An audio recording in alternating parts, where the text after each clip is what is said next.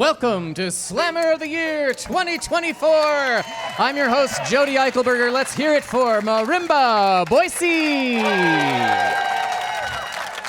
Fun little side note, Marimba Boise was the very first guest musical group that Story Night had here at Jump in November of 2016.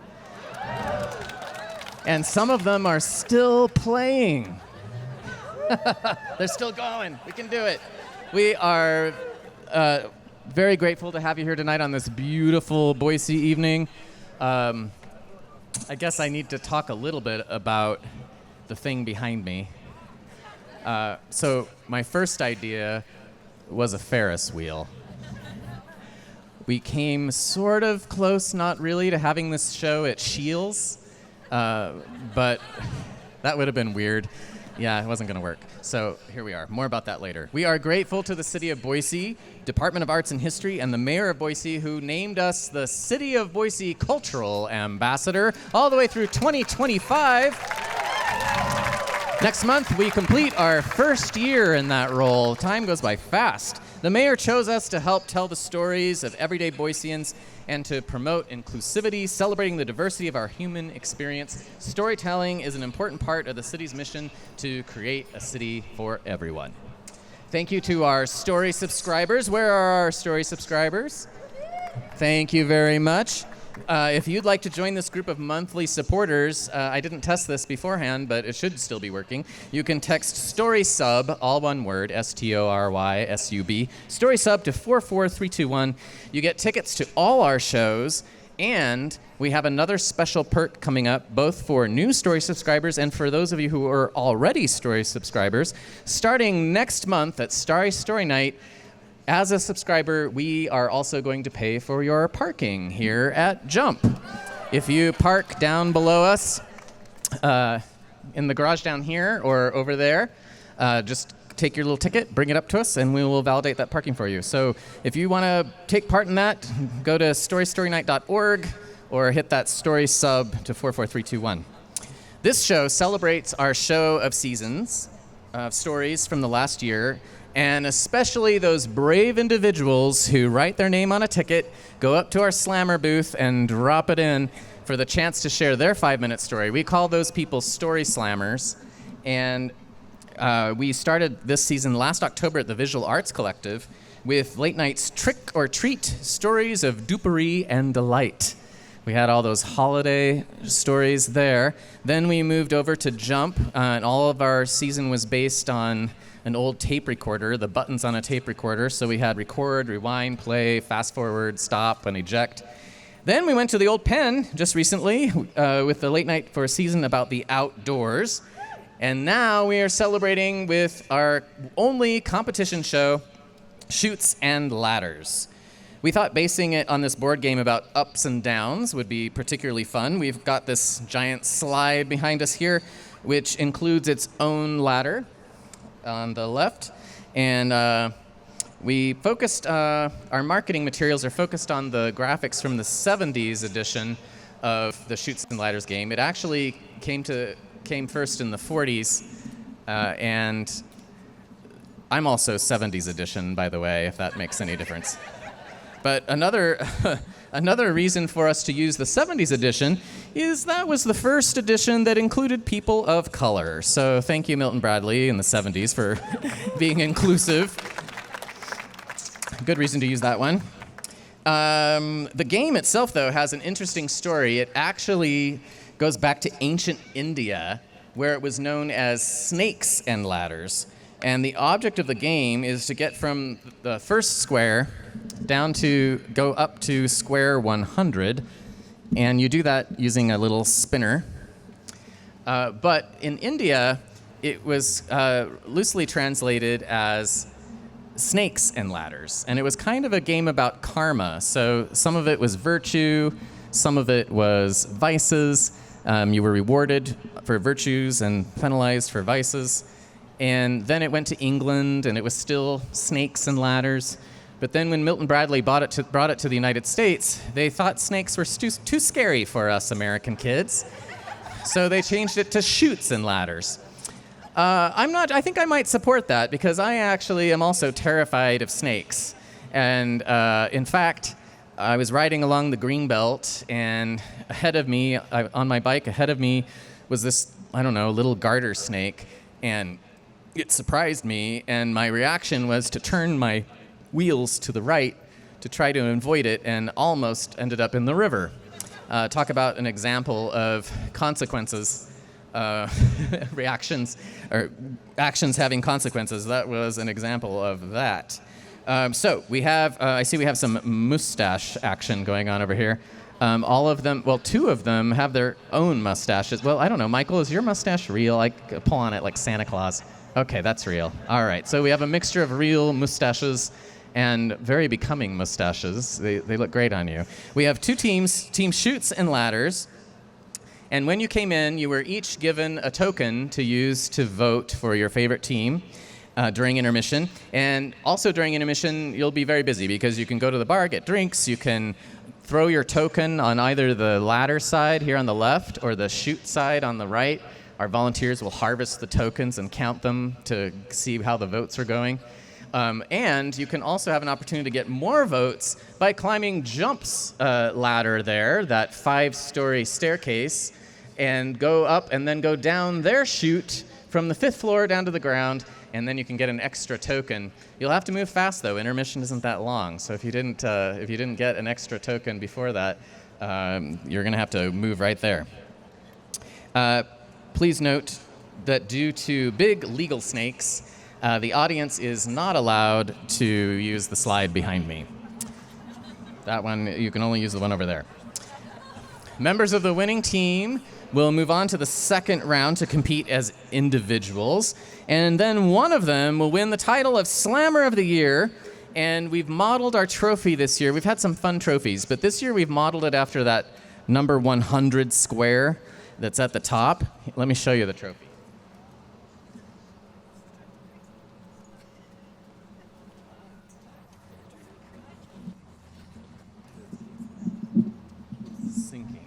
That's our famous sinking.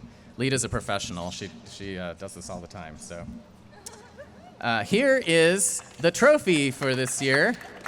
It is a die-cast ribbon that says Story Night logo in the center and Slammer of the Year 2024. So our lucky winner can just wear this to the clubs, put it in their hair, whatever they want to do. And the band managers have been working with their teams, Leta's Ladders and Jessica's Chutes. And so I want to introduce back to Slammer of the Year. She's had both her ups and downs, though. She's won some of these competitions, and she's also lost them, but she's back again to give it a try. Jessica Holmes. Hello. Hey, Jessica. Yay. Hi. I don't think this is working yet. Steven? Fix my audio, Steven. Do you want me to go up there? Yeah, come over here. Okay. Let's have a little chat. I didn't put on my shoes, Oh, I see. though. So I can use that. Yeah, no, don't reveal it. It's a secret. Oh, so how did you select your team over there? Well, I listened to every single story from the past few seasons. I have a feeling that mic is on now. Oh. I'll step away from your mic then. It gets better and better. It's more awkward when we're closer together, I think. Okay, now we're fine. Yeah, and I ended up choosing my entire team is from our late night seasons, so they are used to telling rated R stories. So I call them like dirty comics doing a clean set. That's Yeah, what they're clean doing. set. It's PG-13 tonight. Yeah. Yeah, I noticed that your your depth of field, though, you kind of stayed within the last 3 months of shows. Oh, You did well, there were some really good stories. fresh in the mind. All right, and then across from you, if we want to pass the mic over to Leta, we get to watch you. Yeah, Steven's fine with that. Just throw it. You are professional. Yeah. And so, Leta, this is your first time Yes. leading a team in Slammer of the Year. Do you have a strategy? Did you have a strategy preparing for this? I did, actually. And they all went along with me. I was like, go real, Yep. Go deep Oh. or go home. Wow. Yeah.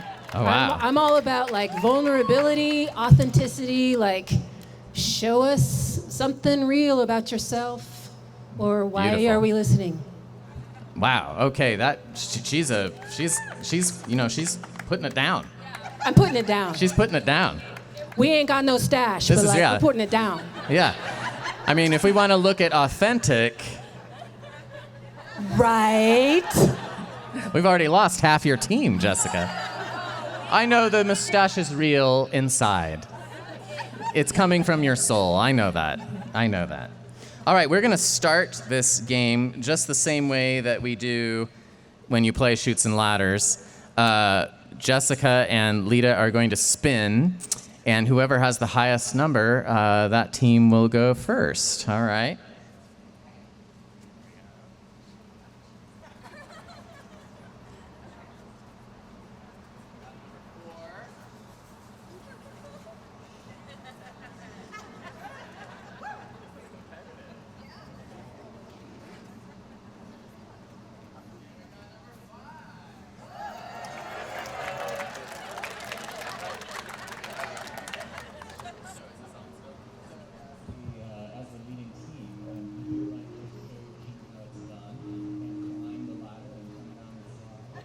Why, yes, I would love to.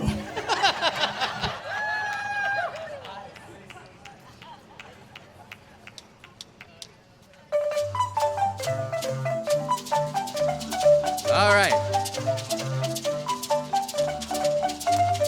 In this first round, you're going to listen to all 10 storytellers as they alternate turns from one storyteller to the next. And then at intermission, you will vote for your favorite team of storytellers by casting your tokens. And listening from their table will be our judges, 2 former team captains from this event who both rose up the ladder to win and down the slide with losses, Patty O'Hara and Beth Norton. Patty is also a studio guide, and Beth is the curator and host of our late night season, which continues at the VAC on October 8th. So while Leta is climbing the ladder, we'll just check in with Patty here. Patty, what are you listening for tonight? Oh, mic right here. Yeah, I have microphone. We're looking for authenticity, vulnerability, mustaches.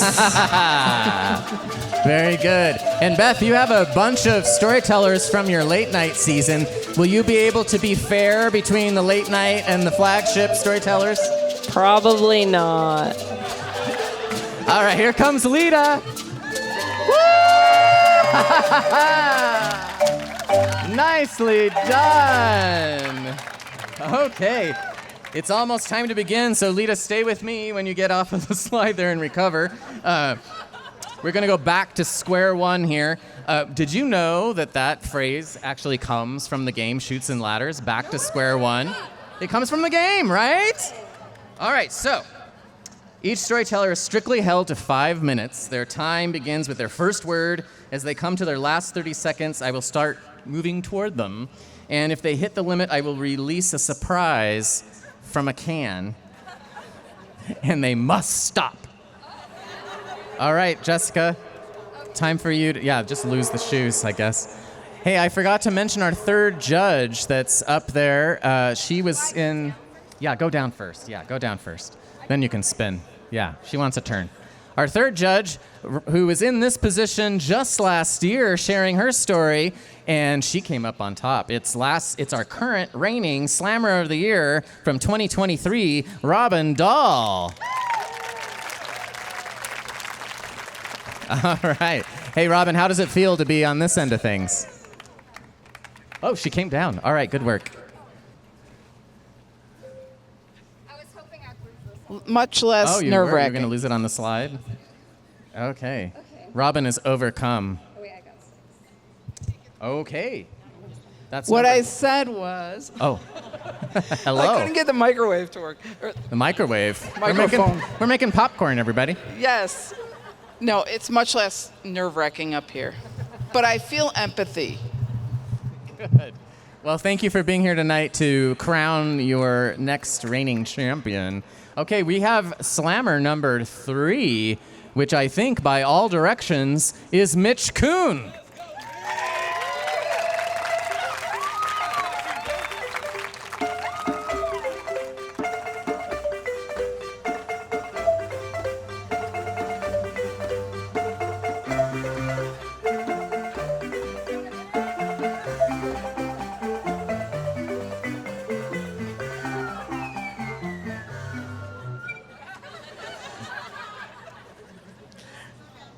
I was a pretty awkward kid growing up. My family moved quite a bit when I was young, and I had a hard time connecting with people.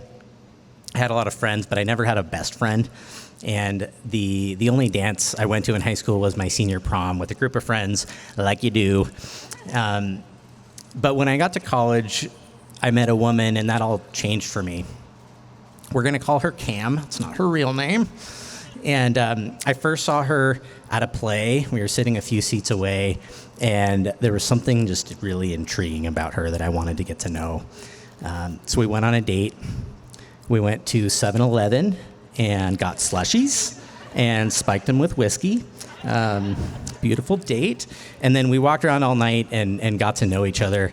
And then over the next few months, that continued, and we got closer and closer really quickly. And I finally found like I had somebody that loved me back in the same way that I loved them, and that I deserved that. I felt like we could get through anything together. So when she told me that she was polyamorous and wanted to date other people but not break up, I said, okay, even though I definitely didn't feel okay. And when my older brother died, she supported me through that. Sure, she wasn't there for the first couple hours, I found out, because she was seeing a woman on the side. But, you know, in the grand scheme of things, she was there, and that was really what mattered. I asked her to marry me. I slid a ring onto her finger. And then a few weeks later, I slid another one on because she didn't like the first one. And then we moved to Boise together. And it took this change of place, this kind of life reset to realize that I was sliding, and so was this relationship, clearly. So we broke up, and I started climbing. I literally took up climbing, conquered my fear of heights. I signed up for and ran an obligatory breakup marathon, and it felt so good to do this thing that was so hard that I didn't know I could do. And I was really at the top of my game. And then one night, I get a call about 3 a.m. from Cam's mom. And I pick it up, and she says, Cam got a DUI. She's in jail. You're the only person I know in Boise. Can you get her? And I said, of course I will. This is a really important person to me for a long time. So I get in my car, and I drive to jail. And I always thought the jail would have a little more signage, but it didn't. And I finally find this lobby that looks a lot like a DMV, but a little bit sadder.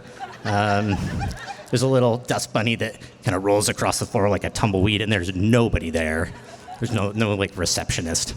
And then finally, I wait for a really long time, and at the end of this long hallway, this door opens up, and she emerges. And she just looks distraught. She comes towards me, and I kind of walk towards her, and we have this really big hug. And I hold her really close because I can feel that she needs that. And I feel this little glimmer of that same connection that we had all the years before. So she has her license suspended, and I'm giving her rides, and you know where this is going. We get back together. And then about 8 months later, it feels really nice to have a person again. That's about the only thing that feels nice. But anyway, about 8 months later, we are driving. Cam is driving. She's just gotten her license back. And we're going up Friday after work. We're going to meet my family and go camping. It's going to be the first trip in really since we got back together that we'd be all together.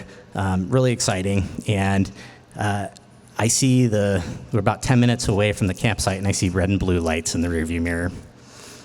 And the police officer says to Cam, "Ma'am, did you know that your license is suspended?"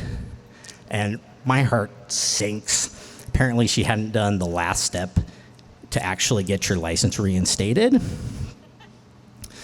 which means a lot of the same court problems and legal issues and all the same thing that she had just been through. And this dark cloud descends upon the car and into her and us.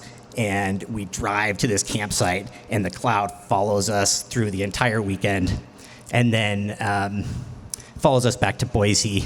And when we get back to Boise, I realize I am done sliding for the final time, and we break up, and I'm finally free to start climbing again.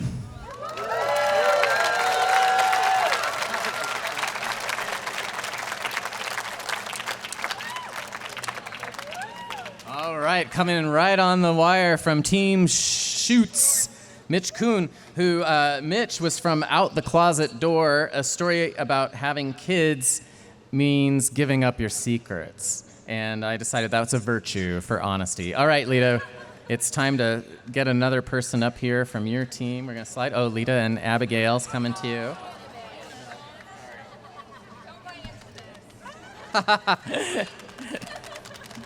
Drum roll.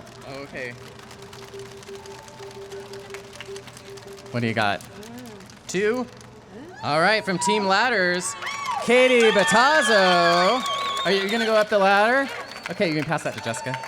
All right, she's going up the ladder. She is the former freshman phenom of baseball, also known as Katie Batuba.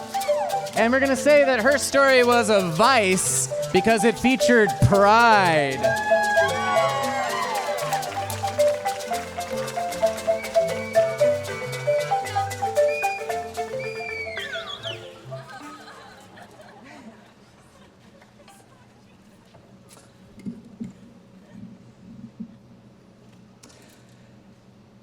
I sat in a broken massage chair at a trampoline park, going over the event that had occurred that week, feeling this deep heartbreak of failure in motherhood.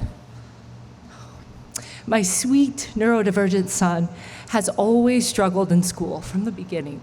In preschool, we were approached by the teacher.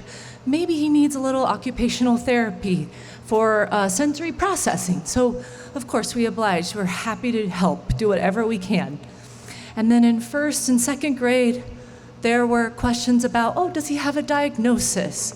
We had never thought about it. So we obliged and got him evaluated in neurobehavioral medicine. And then by second and third grade, we had to increase our interventions. He was really struggling, and despite those interventions, behaviors just kept escalating.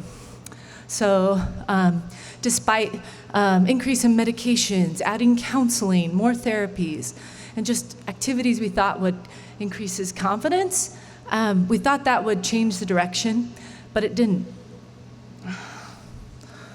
So by third grade, I received a call in February, an alarming call from the school saying, you need to come pick up your son right now. He's being incredibly violent to students, and he's not being responsive to staff. And as a mom, my heart broke and fell. And so I rushed to the school. I drove there immediately. And what I saw was my son on the playground all alone with 2 staff members. And my heart dropped and it took my breath away. What I saw was my child, eyes glazed over, pacing back and forth. He actually looked like a feral animal, backing away from staff. I had never seen it before in my life. This was a turning point for me as a mother. I gently coaxed him back to the car, and I took him home. Fast forward a couple days in that broken, dinky massage chair at the trampoline park. As my kids are playing, I'm oscillating back and forth between guilt, anger, sadness. How could I have missed all these signs? Like, how did I miss this? And it was just such a heartbreaking moment for me. And this was the point where I had realized that I had prioritized my son's conformity and compliance over my son himself. So it was at this moment that I needed to start over. We needed to stop. And in our modern world, that feels like a very radical act. And so, a little over 2 years ago, I took him off that playground, and we never returned to school. When I think about that, and the time we've spent since then, we've really prioritized healing over structured learning. And I'm really learning to see my son again, see him for who he is, and really honor the person that he can become, and to be able to take up space in the world as he is versus what society expects him to be. And I have honestly a lot more questions than answers these days. It's kind of a mess, but we're experimenting, we're making mistakes, and I'm proud of the mother that I am today, even though I'm having a hard time still forgiving myself for where we've been. So today, we're finding our way together, rebuilding a new future.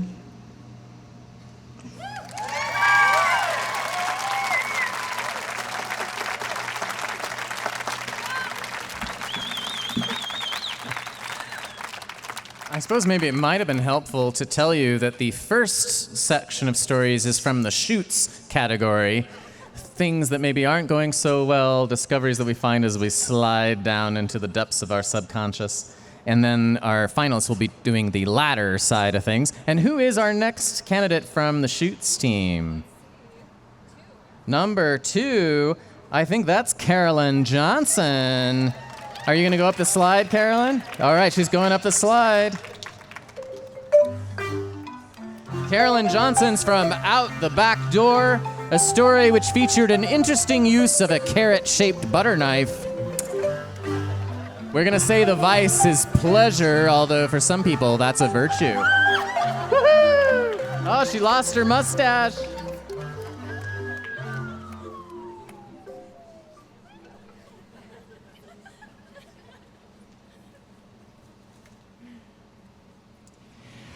I grew up in my hometown of Louisville, Kentucky.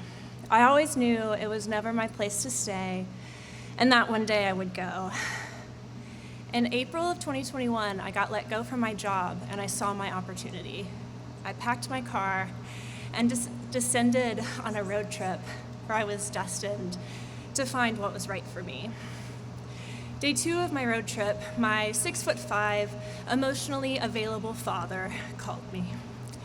He said, "I cannot imagine what you're going through, but I know that your first stop is Glacier National Park. So what if I buy a plane ticket and come and spend that time with you?" To which I said, "Please, that would be awesome." It's the day before my father arrives, and I'm in Glacier National Park, and it's about 7:30 p.m. I have about an hour of daylight left. Sorry, the slide. And my camp spot had been run out with high water, and so I didn't have a campsite. I didn't have that much daylight left. No cell service. Poop out of luck. And I was waiting for just like a sign. All of a sudden, I see a red car approaching me. It has 2 doors, and inside are a younger woman and a man. He's like some kind of inebriated. We'll never know. And I asked them for directions, and they point me to this campsite. And let me tell you guys, when I arrived, the river was right next to where I was sleeping. I had mountain views, and I was surrounded by pine trees. You could smell the fertile earth of spring as it sprung. As I'm setting up my tent, I see that red car once again, but this time it's slowly driving around the campsite. And at first, I'm just like, "Oh my gosh, you guys, I made it. I'm safe. I'm here. It's beautiful. Thank you." And then I realize that my stomach is telling me that you don't want to be seen right now. And so I back away and continue setting up my tent. The next day, I go and pick up my dad, and it's glorious. I'm so excited to show him everything. And our first stop is to go get coffee, where I see that red car outside again, and I tell him about it. And my dad says, Caroline, as a college educator, it is my responsibility to protect my students. And I have been to enough sex trafficking seminars to know that is the exact dynamic you need to look out for. Immediately, I'm frozen. I put myself in this scenario. I told them that I was camping alone. I gave them all of the answers they were looking for without them asking. And I created this space that I wanted to feel safe, but I felt so afraid. The 5 days come and gone, and my dad and I had a great time. We were drinking bourbon by the river. We were telling each other stories of past lives that maybe a father and daughter shouldn't share, but we did. We're playing cribbage. We're just having the best time. And when those days passed, I was alone, and I was scared. The first stop that I made was to my local Walmart. I went in and I bought a knife, and I told the guy at the counter my story, and he goes, "Ma'am, you're gonna need a gun for that." And I said, "Sir, don't upsell me. No, thank you. I'm good with this." So 2 days go past, and I'm sleeping with the knife under my pillow at night, and during the day, I'm practicing opening it and closing it, just being ready, hyper vigilant. You guys are laughing, but it was really scary. And so the third day, I make my way to Kirkham Hot Springs. I'm on Highway 55. I'm about to turn left to go up to Banks Loman Road, but I see the Banks Cafe on the right. And on their sign, it says free Wi-Fi. And what's better to a millennial on a road trip than free Wi-Fi? So I pull in, and when I open the door, it was like a movie scene where the record just like skirts to a stop, and 16 of the hottest raft guides I have ever seen in my life are turning around, and they're all looking at me. And half of them don't have their shirts on.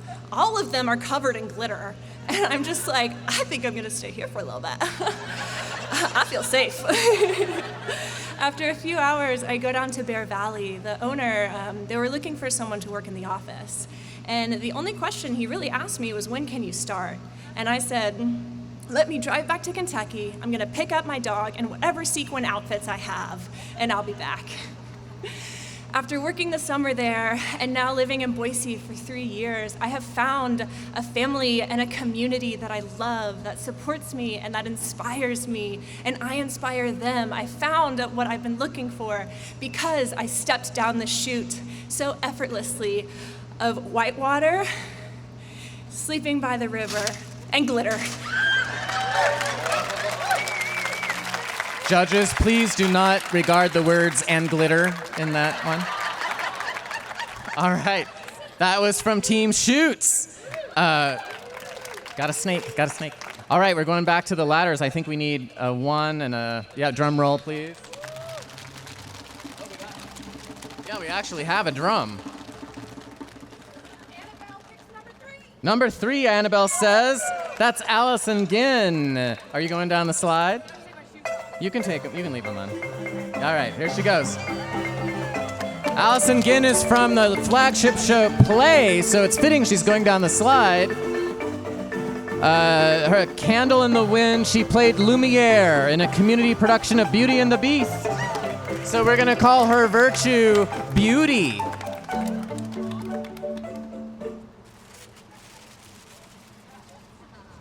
Have you ever dreamed of leaving society behind and building a cabin in the woods? Consider this a cautionary tale. In 2020, my husband and I sold our home in downtown Salt Lake City amidst the chaos and confusion of the pandemic and a 5.7 magnitude earthquake and police curfew, and we purchased 13 acres of raw land overlooking Lake Roosevelt in Kettle Falls, Washington, population 1,600. The site had like an old mobile home site that somebody had lived in as a primary residence from the 70s through the 90s. And we had some remodeling and existing project management skills between us. So it wasn't like a total stretch of the imagination that we could do something really amazing with this property. Our plan was pretty simple. We were gonna upgrade the existing components of power, water, and sewer. We were gonna pay a contractor to construct a shop, which they promised was only gonna take 7 weeks from the time that we got our building permit. I hear some giggles. Then we were going to move into an RV inside the shop for one scrappy winter. Then the next year, we would build our Barbie dream home and live with gorgeous views of forested mountains and brilliant blue water for the rest of our lives. We were all in. We sold almost all of our furniture, anything that didn't fit into 2 U-Hauls and an RV, and we headed for Washington.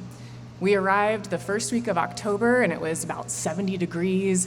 We were full of the pioneering spirit. My husband was felling trees, and we hauled literally tons of debris off-site and compacted a driveway and set up a greenhouse, and we were doing it. Every night I was drawing our dream home on graph paper at the RV dinette. But it didn't take long for reality to set in. We got a couple of bummer news.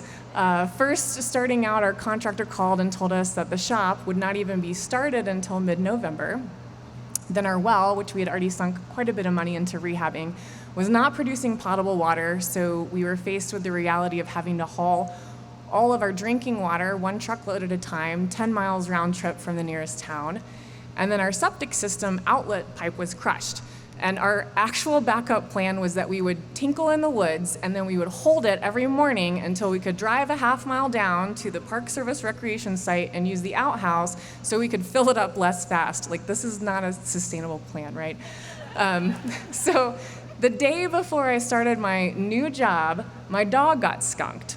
And I had to drive into town and purchase skunk remover, which is a very generous term for what this product does in reality. And I had to wrestle an uncooperative husky into the freezing cold water of the Columbia River and wash him by hand. And then I had to let him back in the RV to sleep with us because there were bears on our property. And wake up the next morning and drive to my new job. I could smell skunk in my car, under my fingernails. I had to meet all of my new coworkers, reeking. They were all too polite to say anything, but it's not an ideal way to make new impressions. And the very next week, it snowed 14 inches and temperatures reached 9 degrees. It was still October. So I will never forget crying, tears just running down my face. I'm trying to pressure fit some foam insulation for a little protection of the systems. I look across the driveway and my husband has a generator fired up with my hair dryer trying to thaw out the spigot of our above ground tank to get us enough water to get through the next day. And just knowing that we did not have it. We were gonna have to abort this mission halfway through. So we had to find a rental in town and move off of our property, which was really abandoning a huge part of the vision that we had for our new life in Washington. But we knew our situation was tenuous at best, and frankly dangerous if anything went wrong. We were living on the side of a mountain near the Canadian border in a town where we didn't know anyone, and we had 5 months till spring was gonna sprung. We felt a lot of shame for giving up part of this dream. We spent 3 years trying to realize a house of our own that we'd construct on our dream property. But ultimately, the changes, the mortgage rates and construction costs just were gonna result in a lot of financial risks that we weren't willing to take. And so when we decided to call it and move to Boise, we did feel a little dumb and a little naive, and it took us a while to get over that. But if I'm ever tempted to leave it all behind again, I'm gonna remember a few things. I'm not gonna move based on fear. I'm not gonna believe anything a contractor tells me, and I'm gonna buy a property with a house. From Team Leta's Ladders. All right, we are halfway there, and my can of snake has turned into a Pringles can, it looks like. It's an inherited little mustache. Yeah, have you already spun?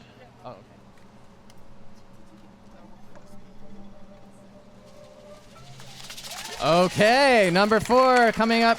Are you going down the ladder? He's going down the ladder. Michael Zabel from Out the Closet Door. A story about what not to read at the airport. We're gonna call that a vice and label it lust.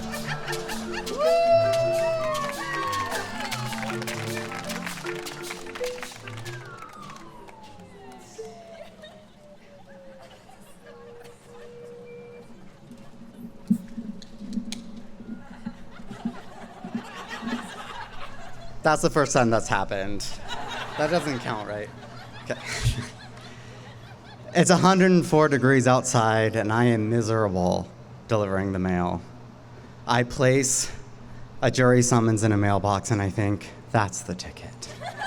Most people dread getting a jury summons, but to me, it was the golden ticket.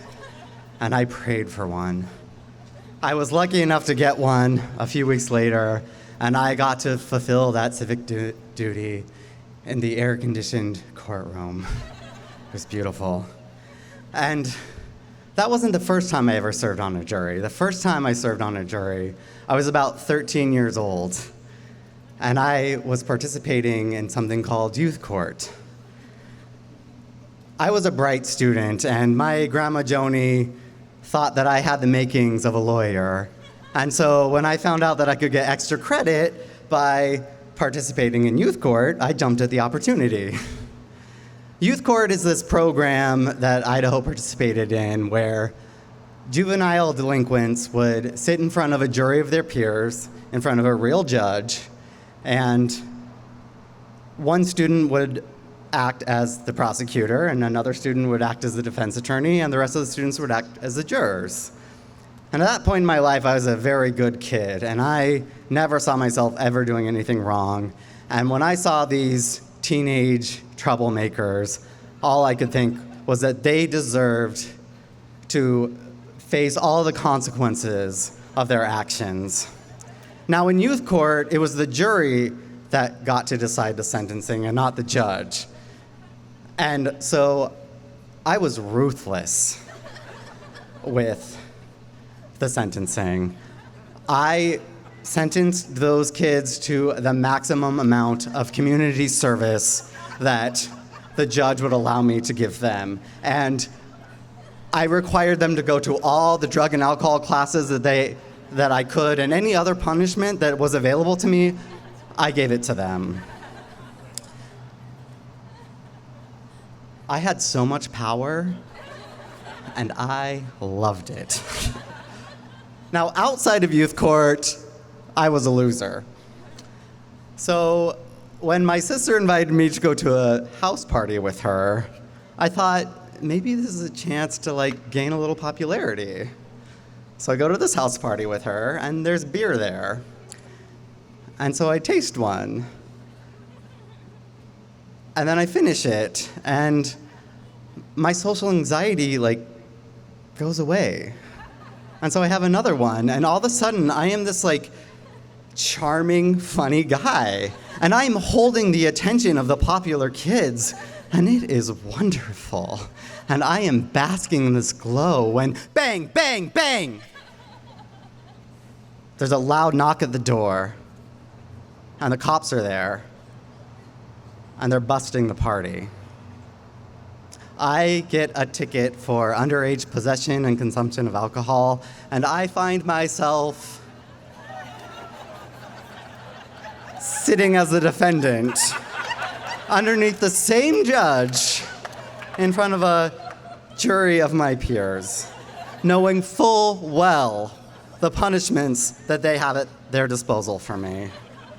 But the thing that I learned about court is that court is all about storytelling. The prosecutor tells your story in the worst way possible, and your defense attorney tells your story in the best way they can. And you tell your own story in whatever way you can to get yourself off the hook. And I told a great story. I told those jurors that it was my sister, Michaela, that brought me into that vulnerable situation. And that peer pressure that I felt at that party, it was so intense, and I am the victim in this. And it worked. I got the lightest sentence that I think was ever given in that courtroom. I was never the same after that day. I didn't climb the ladder to follow a career in law. Instead, I went down the slippery slide of social acceptance and popularity. But you know what? I don't regret it, because you know what? Rarely are lawyers ever popular. But you know what? Everybody loves the mailman, even when they're delivering a jury summons.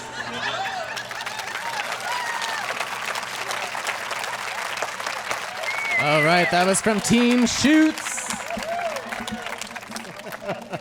And if Michael somehow wins tonight, we will not ask him to be a judge at next year's competition. All right, Leta's getting ready to spin for our penultimate storyteller drum. Do we have our drum in place? Oh, nope. There it comes. What, number one? Number one? Is it number one? That means we're going to see Carrie Applegate from Flagship play. She looks like she's ready to go down the slide. Oh, you're going to go together? Oh, it's stuntman. Oh, okay. A surrogate slide person. All right, Carrie, her story was about surviving her first corporate job and bunting. Her virtue is teamwork. So I'm going to tell you about the time my watch tried to murder me. I was at home on a lovely Saturday, crafting, quilting, having a very productive day, when I get a boop, and my watch goes, "You haven't closed your rings," which means I haven't exercised enough. And it says, if you go on a 30-minute walk, you can close your rings for the day. And so I thought, well, I got to be productive. And I do architectural walking tours in my spare time. So I thought, that's what I'll do. I'll park my car and I'll go walking in a historic neighborhood. So I do that, and I'm walking and I'm looking at buildings, and oh, look, a Queen Anne house, and there's a lovely lady walking towards me, and we're out walking, and look at us enjoying the day, and look at that house, and then I realize I am smack on the ground, face to the concrete. My watch goes, doo-doo-doo, it looks like you had a bad fall. And I'm like, thanks, watch. Is that what that blood's from? And I'm like, this is mortifying. This is a very busy street. That lady saw me fall. The cars saw me fall. I'm on the ground. I am in pain. And then I think, well, the lady's going to help me because she saw. And she walks towards me, and she gets a little closer, and she gets a little closer, and she walks around me and continues on the sidewalk. And I go, I fell. And she does not care because she's on a walk. And so I'm still on the ground thinking, I guess I live here now. And then the homeowner presumably comes out and he goes, oh my gosh, this sidewalk is a menace. ACHD should do something. And I'm like, that's very subtle, sir. You made me realize it's not your liability, but ACHD's. I do know how sidewalks work. Thank you very much. My mouth is bleeding. Can I maybe have a piece of ice? And so he goes, oh yeah. So I didn't say the liability part, but he goes and gets a piece of ice, and I'm still on the ground, and my hands are all scuffed up, and my knees are all scuffed up. And then finally this lovely couple on bikes show up, and they're like, oh no, you fell. Let's help you. And it's only when strangers recognize your pain and your vulnerability that you just get a little choked up. And I go, yeah, I fell. And I can't get up. And they're like, well, we'll help you up. And they help me up, and they brush me off. And I go, my water bottle fell. They get it, and it's great. And then the homeowner comes back, and he hands me one ice cube in a napkin. And I said, thanks for the ice. And I put it on my mouth. And the lovely bike people are like, well, do you need help? And I'm like, well, I think if I get back to my car, I'm okay. So I kind of, hunker back to my car. And by then, my knee is the size of a grapefruit, and I'm like, well, I should get that looked at.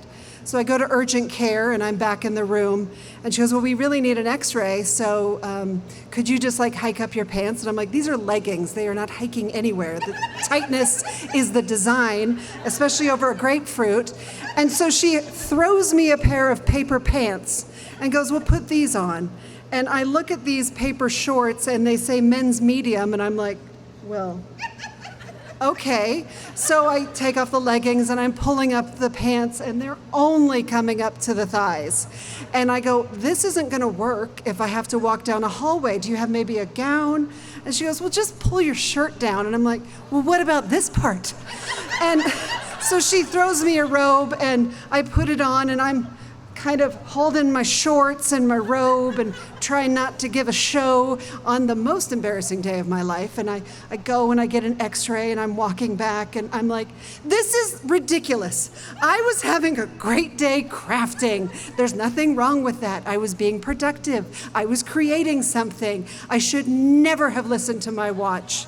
And that's when I hear, "Ba-da-da, you closed your rings. Congratulations." Thank you.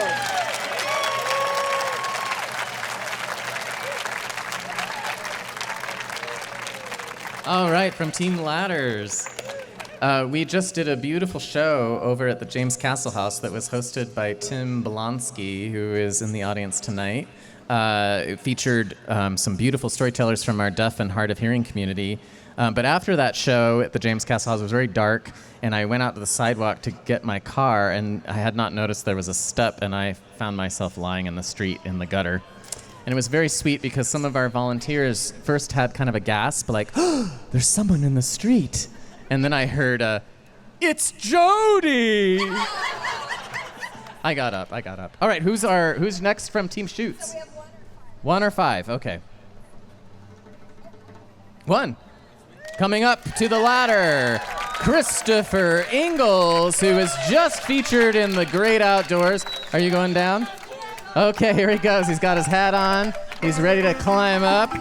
His story was about getting marooned in a boat in the wilds of Alaska. So I'm going to give him a virtue badge for perseverance because he found his way back in the wilds. And this should be exciting to see him coming down this ladder here. Oh my gosh! Whoa! I felt our insurance policy that time.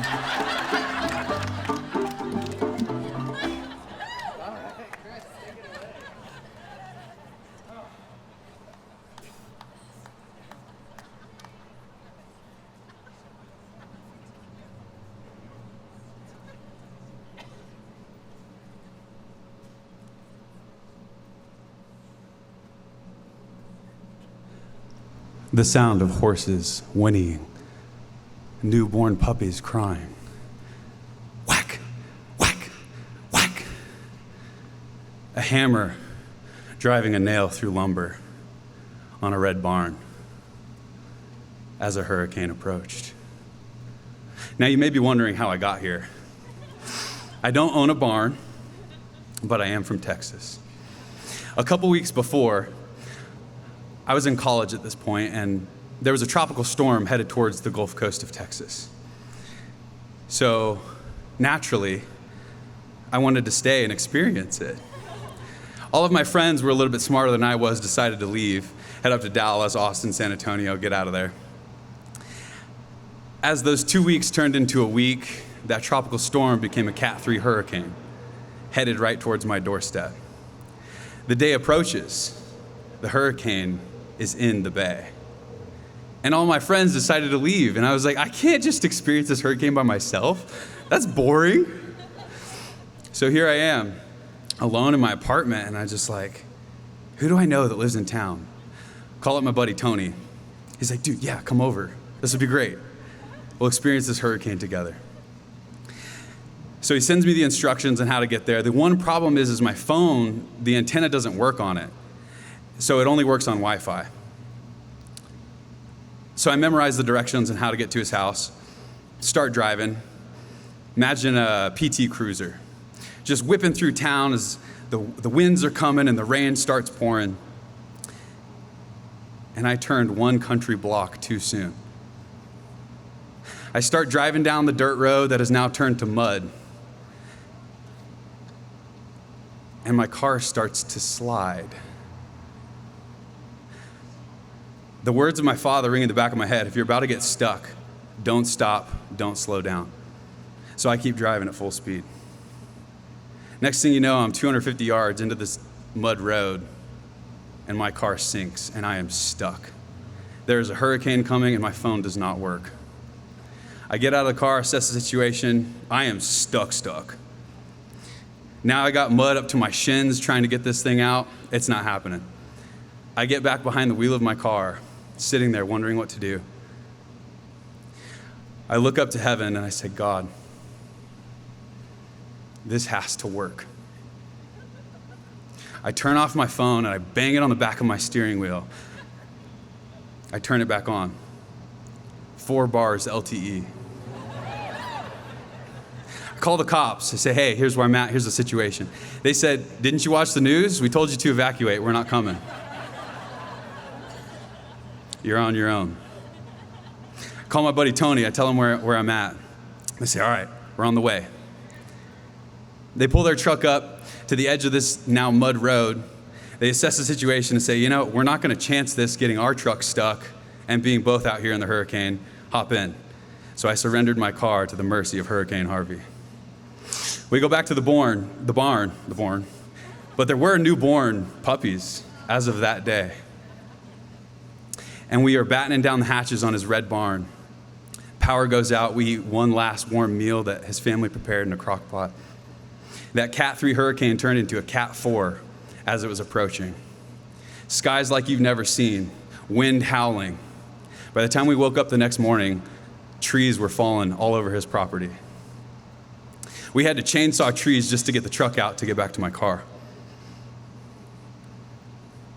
My car is a worry point for my mind. We start driving.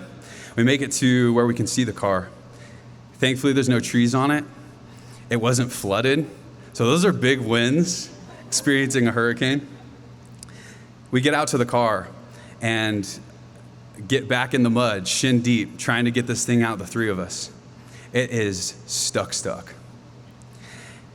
I get back behind the steering wheel of my car. I look up to heaven one more time and I say, God, send me an angel. And as my eyes fell to the horizon, there was a jacked up Jeep come mudding down this dirt road, stops 10 feet from me, rolls down his window. Oh wait, he didn't have windows. I rolled down my window. He said, you need a tow? And I was like, yeah. And he pulled me right out of that mud chute. Thank you.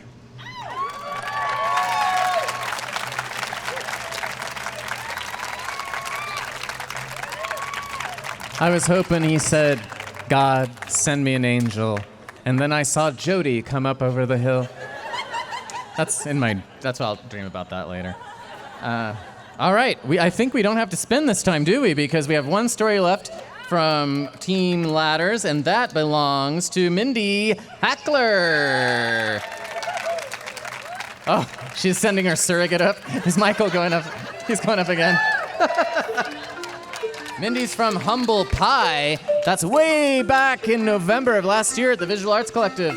A story about used car buying. Oh, he went upside down. So I'm giving her a virtue for accepting help, even if it's from TikTok.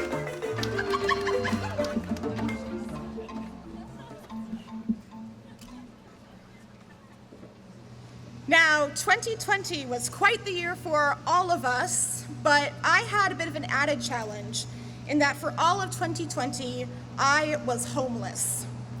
Before the shelter-in-place order, I was staying in a women's shelter, and while they claimed that their religious services were optional, we were all in the same room for Bible study, even if we weren't participating, and we did get sermons over breakfast and dinner.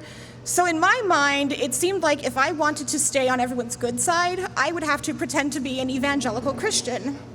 Now, I grew up in the religious right, so I knew exactly what to say and do, and hey, it worked. No one ever suspected I wasn't anything other than a good little Christian girl, and I even got invited by one of the churches that frequently volunteered there to go on a retreat, which of course got canceled. Thank you, COVID.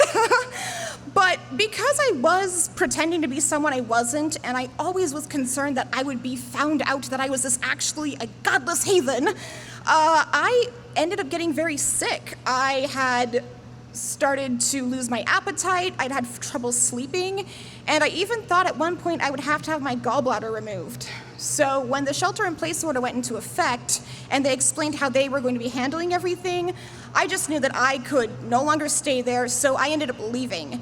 And miraculously, all of my symptoms disappeared because I no longer had to pretend to be someone else. And I didn't always know where I was going to be sleeping at night because now I was stuck in my car. Sometimes I would have money for hotel rooms, but usually I'd end up sleeping in my car, and the most common place I'd sleep was a rest area, which is very, very risky, as a lot of shady things happen in rest areas, especially at night, but I didn't have much of a choice. I had signed a paper saying I couldn't come back to the shelter due to COVID, and because all of my stuff was in the back seat, I had to sleep upright.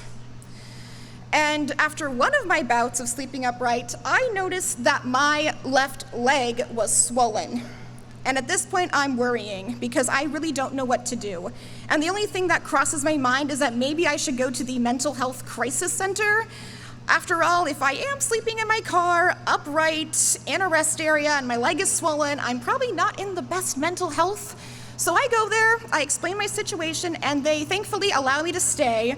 But the next morning, I do get woken up early because they are worried that I have a blood clot and that I should go to the ER.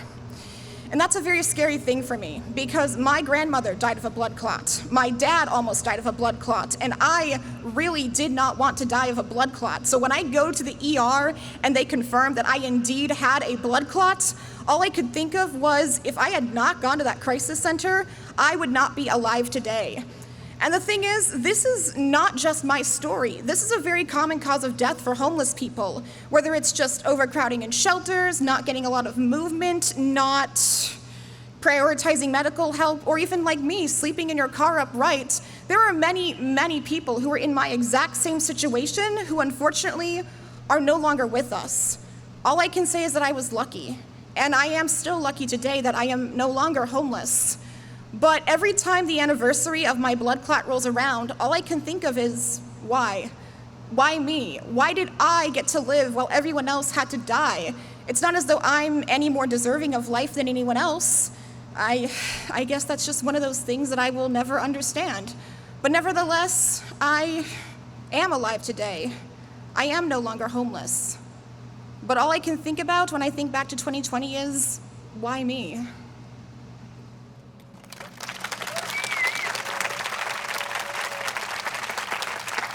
Let's hear it for Leta's Ladders. And now, finishing up for Jessica's Chutes, it's Sonia Fiber. She's going up the slide. Sonia is just from our last show, The Great Outdoors, where she shared a story about going backpacking for 2 weeks to get a coupon. I gave her virtue for thriftiness.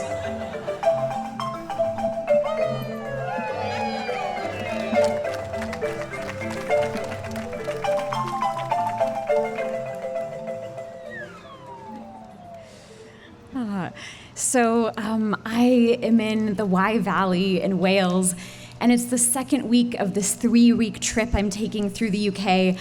I'm tired, but also really happy. I've just come through this improv intensive in Bristol, doing improv every day, so I'm feeling joyful.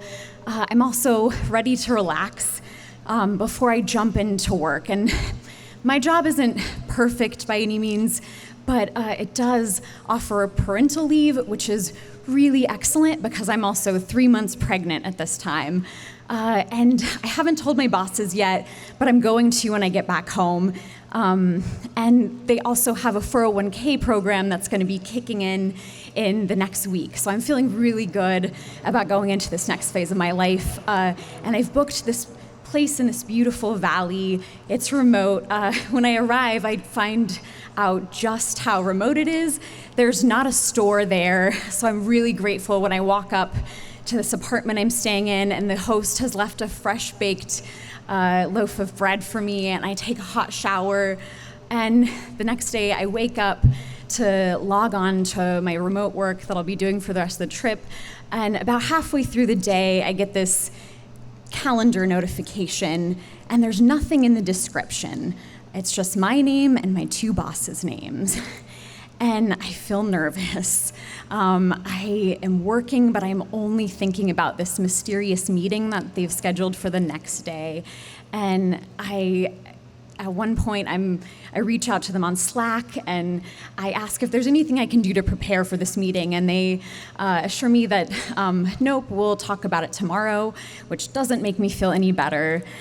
And I reach out to my husband and he says, maybe it's good news. And I think, And I hope that maybe there's such thing as surprise promotions.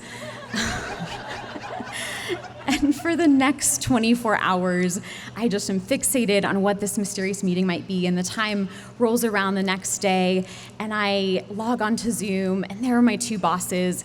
And they say, let's cut to the chase, even though I've been waiting 24 hours for this meeting. And they say, we've lost some clients. We're going to have to lay you off. And I just want to cry. But instead I say, well, maybe after all this passes over, we can get coffee together. And they look at me a bit sadly. And we log off, and I do cry. I let out all of this feeling that's been building up. And I think about just this loss of this security and feeling like I had everything so well set up. And I decide to go out for this walk.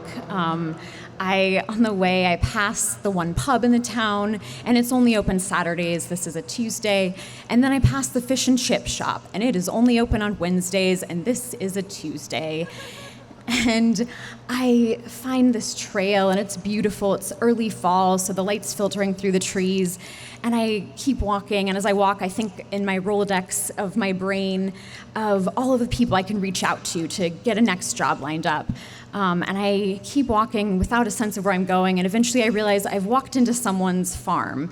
And I feel nervous, like, I don't know if there's a sheepdog. I don't know how they'll feel about me trespassing. But the farmer, the owner, comes out and says it happens all the time in a much better Welsh accent. And they really kindly let me through their gate. And I make my way over to the River Wye. And I sit on this bench.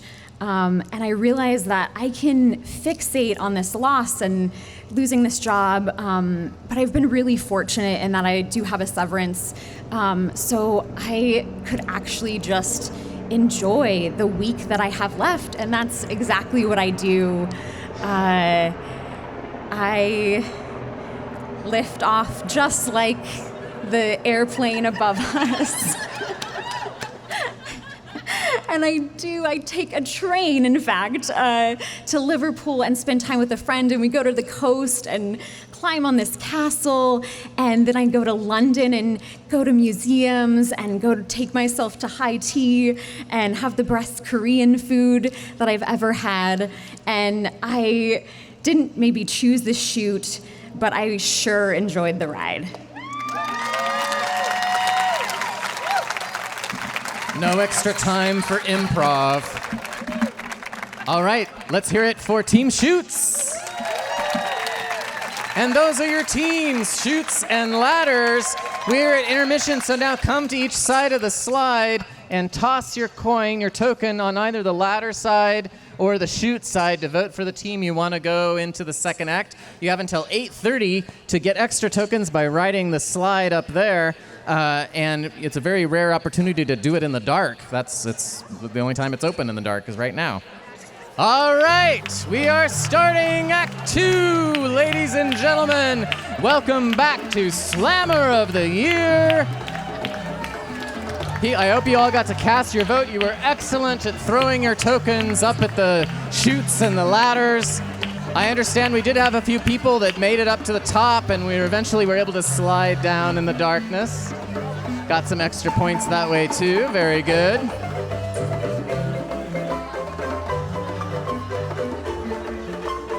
We're moving now into the final round to find out who will be the Slammer of the Year.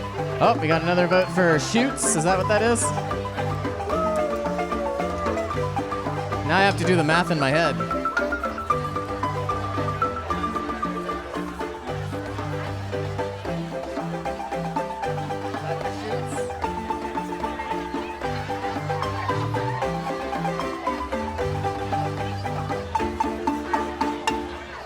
Ladies and gentlemen, Marimba Boise! Who are you voting for? Who are you voting for? The Chute? Okay. Well, I got one more token just now. And what that means is the team moving forward into the second act is Team Shoots. All right, Jessica, get your spinner. As they move into this round, now they only have 3 minutes to share their story. 3 minutes, and we're switching themes. So the last act was the Shoots story, and these 3-minute stories are the ladder stories. Jessica's doing her climbing mime, climbing the ladder. And who are we starting with? Number 3, starting the show, is Mitch Kuhn.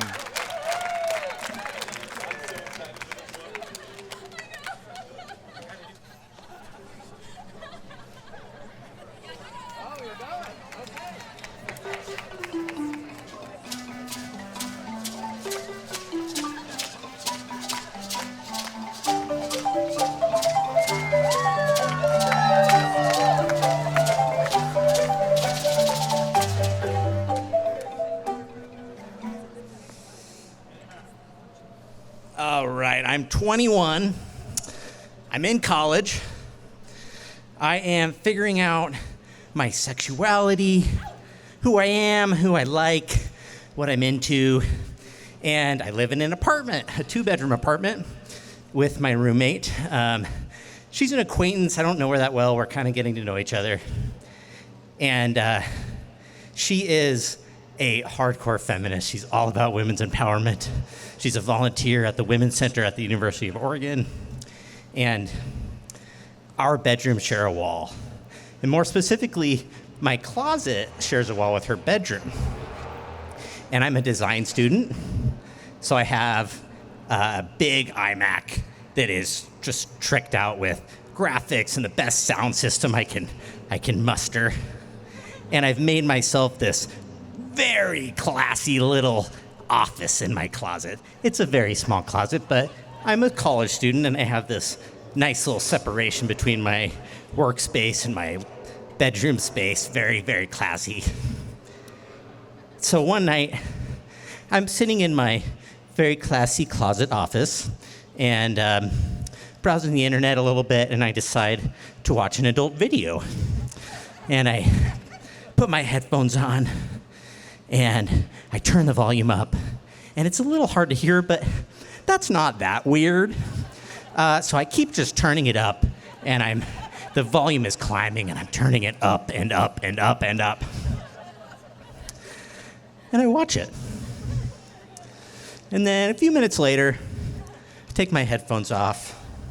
I look down, and they're not plugged in. They were never plugged in. And I think the only thing I can hope for is that my roommate is not there, because that would be the worst thing that has ever happened to me. And then I hear a sound from across my wall. I couldn't tell you what it is, if it's a drawer opening or a chair sliding. It doesn't matter.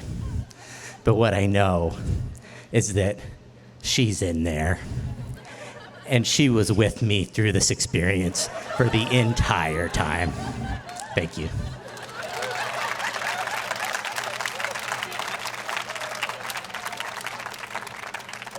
All right, climbing up that ladder. The ladder of adult entertainment. Who are we moving to now? Number 1, Christopher Ingalls is back already.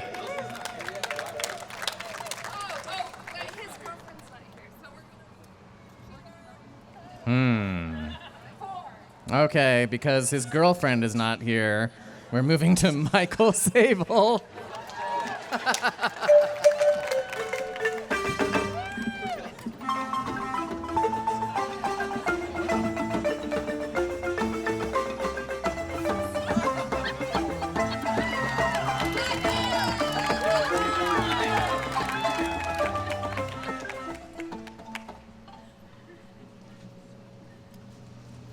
I leave my house at the bottom of Bernal Hill, and I run down Pursuit Avenue to Pursuit Park. I turn right on Folsom Street, and I run up the winding, steep hill to the top of Bernal Hill, where there's a radio tower. And my goal is to touch that gate at the bottom of that radio tower. And I hate this. It is hell for me. I am not an athletic person, and I hate exercise. And the exercise I hate the most is running. But I know that if I tell my sister there's a half marathon happening in San Francisco, she will come and visit me. It's that same sister that I threw under the bus at youth court, you know.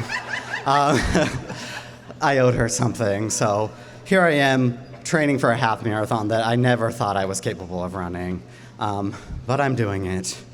So this marathon happens on November 1st, and I have my sister in my new city, and I really need to show her the magic of a San Francisco gay club on Halloween.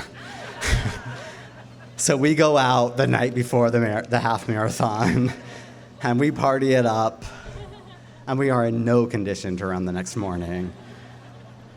We are super late getting to the start of the race. In fact, the race has already started by the time we get to the start line. But it doesn't really matter because our time doesn't start until we cross that start line. And we start running, and I tell my sister, like, I gotta ditch you because nothing I hate more than running is running around other people. And I just need to get past this mass of people and just like find a space where I can run alone. And so I just get past all these people, and I find this comfortable space. There's nobody around me, and I pick a pace, and I run. And then I start to catch up to somebody, and I'm like, gosh, this sucks. I just need to speed past them because I don't want to be next to them. And I do that, and then I reach the next runner, and I'm like, oh, this sucks. I need to get around them. And I get around them, and then get to the Golden Gate Bridge. And it's a very narrow pathway, and there's all these runners, and I'm like, I'm just going to run all the way down this bridge to the other side because I do not want to be on this narrow path with all these other runners. And so I get to the other side of the bridge, and I really have to pee. Really have to pee. And I'm like, if I stop at a porta potty, all those runners, that mass of runners, are all going to catch up to me, and I can't let that happen. So I'm just going to try to hold it and hope that I don't burst before the finish line. I just got to do it. And so I just run, and by some miracle, I make it to the finish line. And I cross that finish line, and I run straight to the bathroom. And I ask my friends that are there, did I win? And they're like, we're not sure. Did you win? I didn't win, but I finished 54th out of 3,500 runners.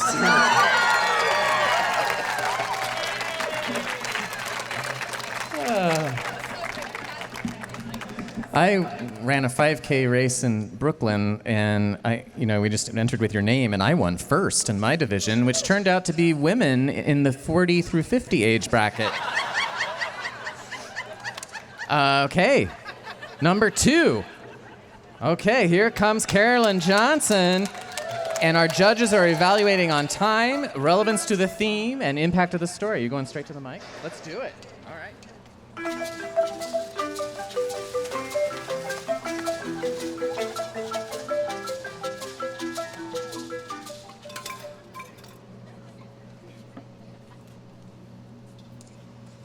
From the time I was born until about I turned 26. Yet again, another story taking place in 2021 for me. It was a big year. I would not consider myself a creative person. I didn't think anything about me was creative. I was in complete denial, even though I painted every single wall in every home that I lived in. I just didn't believe in myself.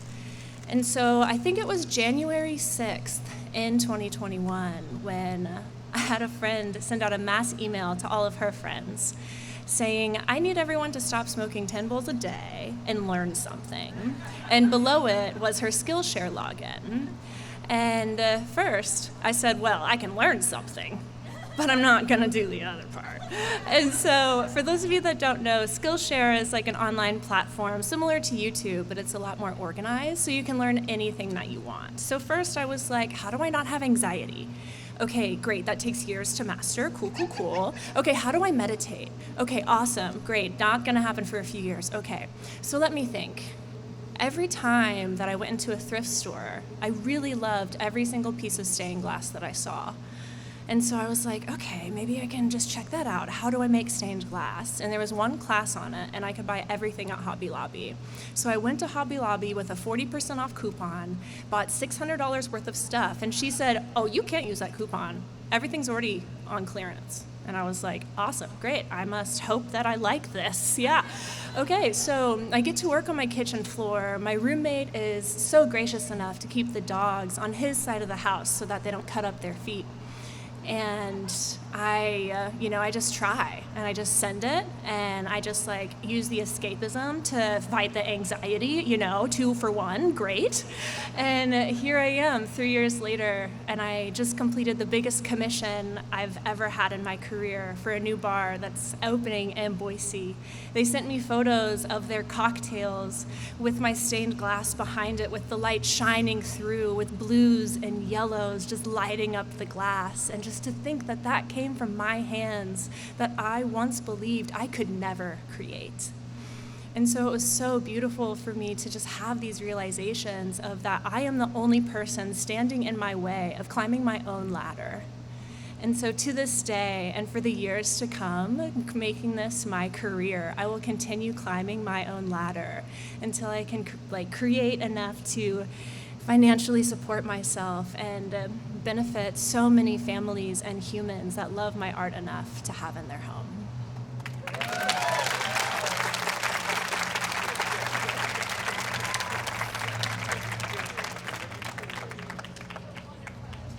Okay, it's 1 or 5. 1 or 5, as long as... Turning. Okay, number 5, Sonia Fibert. Back to the mic. Or down the slide. Are you going down the slide? She's going down the slide one more time.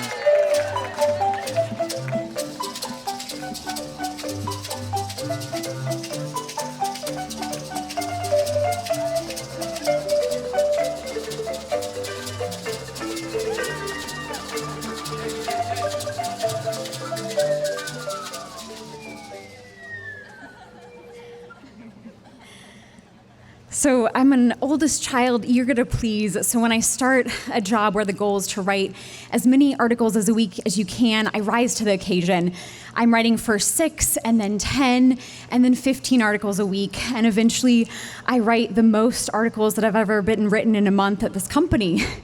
And then I have my very first panic attack. And I can just feel my heart rate rising. And it feels like this escalator that I don't have the tools to get back down. It's like my head and my heart are in this feedback loop, a really unproductive conversation, just like, why are you freaking out? I don't know. Why are you freaking out? I don't know. I guess we should just keep freaking out. And it just is so excruciating. I start driving to work, and on the way, every day, as I get closer, with each mile, getting closer to work, I feel my heart rate rise and my breath growing more shallow.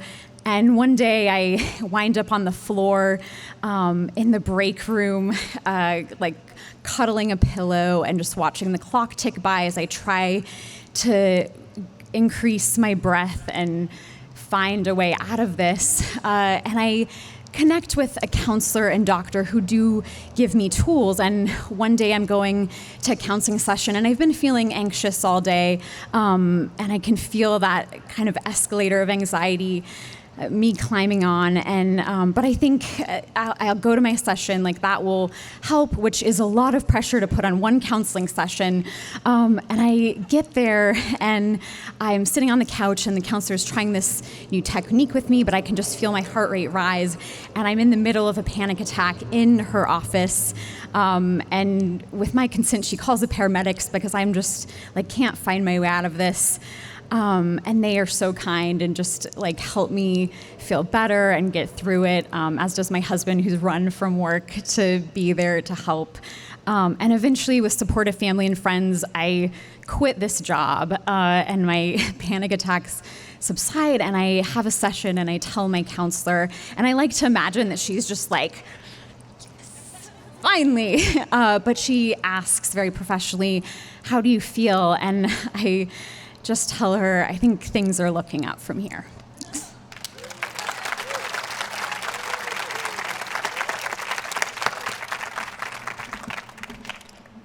By the way, her husband is on that team, so I'll let you just look and figure out see if you can figure out who it is. All right. We hope it's not Chris because he said his girlfriend isn't here, so that would be weird. Do we have the green light? Chris, are you ready? She's here? Okay. Chris Ingalls, your last storyteller. Here we go.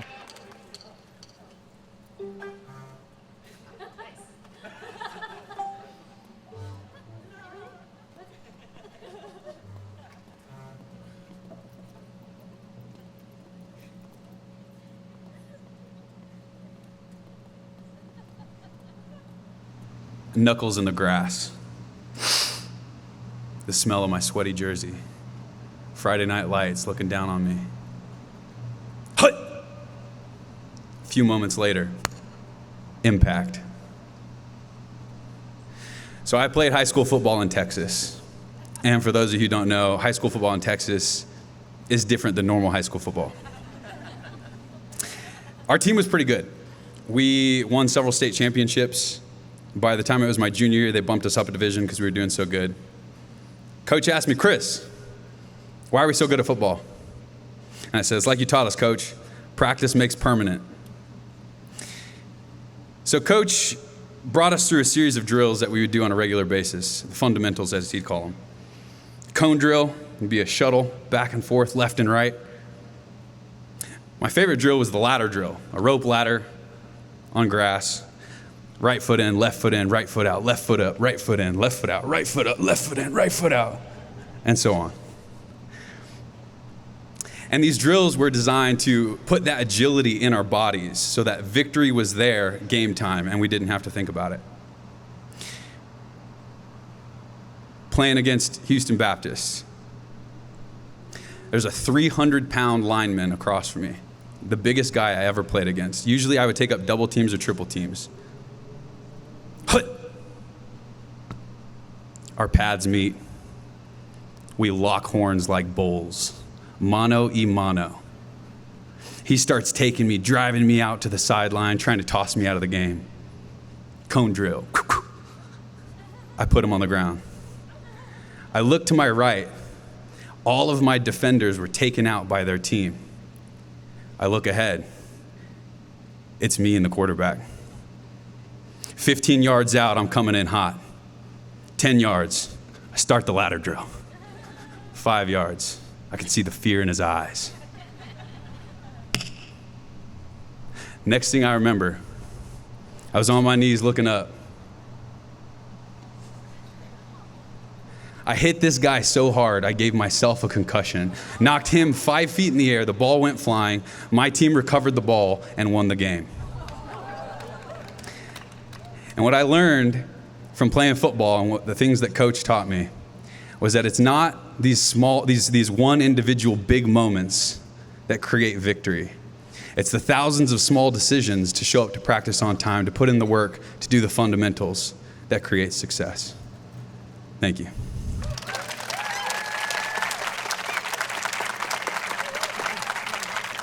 Let's hear it for all the storytellers.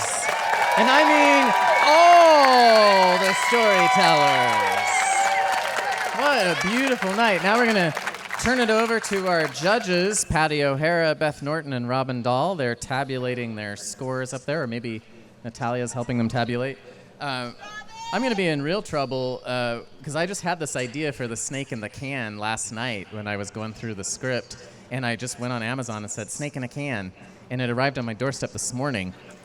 As soon as we have the drone delivery, I can be in the middle of the show and say, I need a snake in a can, and it'll just drop from the sky. So watch out for that. All right, Marimba Boise is going to play some music while the judges are tabulating, and I'll be right back with your winner.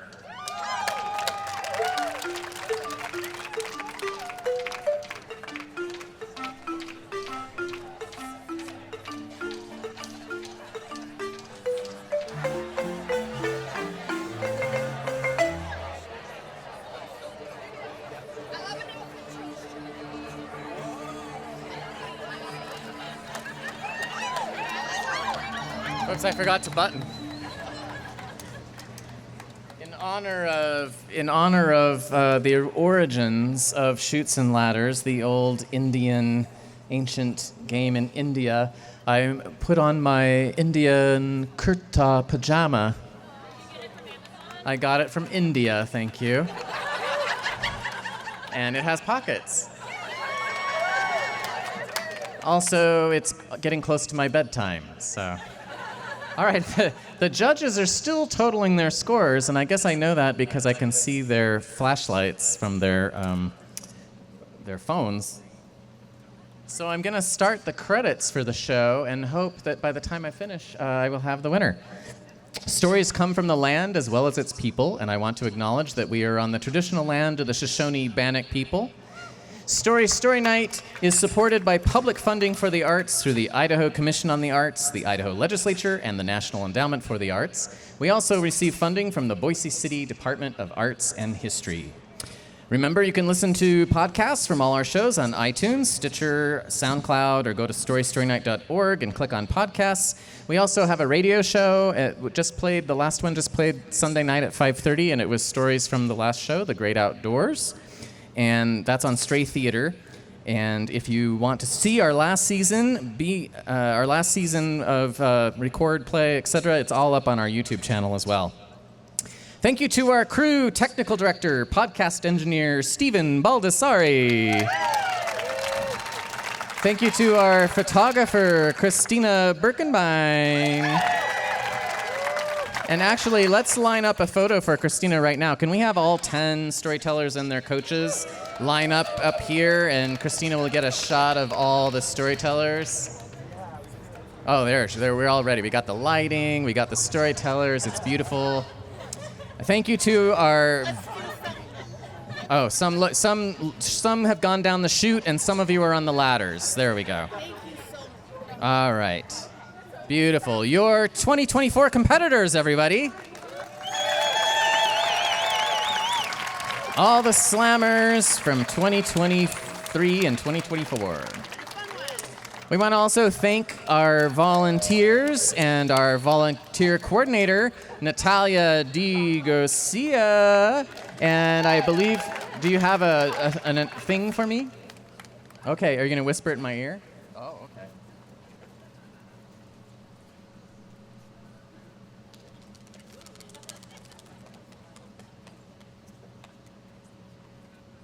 All right. The 2024 Slammer of the Year is... Thank you to our board of directors. And thank you to our story subscribers. Remember to become a subscriber. Text story sub to 44321. Our winner is... Thank you to Jump for hosting us. Join us next on October 8th for the continuation of Story Late Night, cabaret style. The Visual Arts Collective late night moves from the outdoors to the indoors with themes inspired by songs from the Doors. First up is People Are Strange. And we will return to Jump on October 29th for a very special starry story night, The Big Dipper. And for this one, we have storytellers from all over the state of Idaho. Just as there are 7 stars in the constellation, we have a storyteller from each of the 7 regions of Idaho. They're all coming here to share their stories with you on October 29th. Tickets are available now. I gotta go get the ribbon.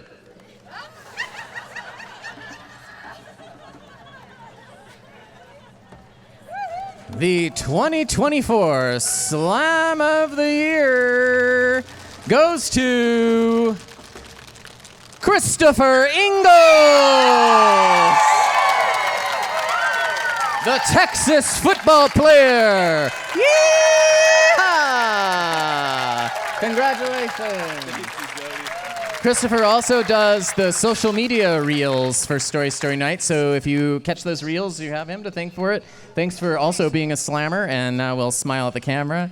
Karma. All right, we'll see you at Late Night, Story Night, and the Flagship. Thank you for being part of Story Night. You won, man. You won. That's so fun. Thanks for a great show.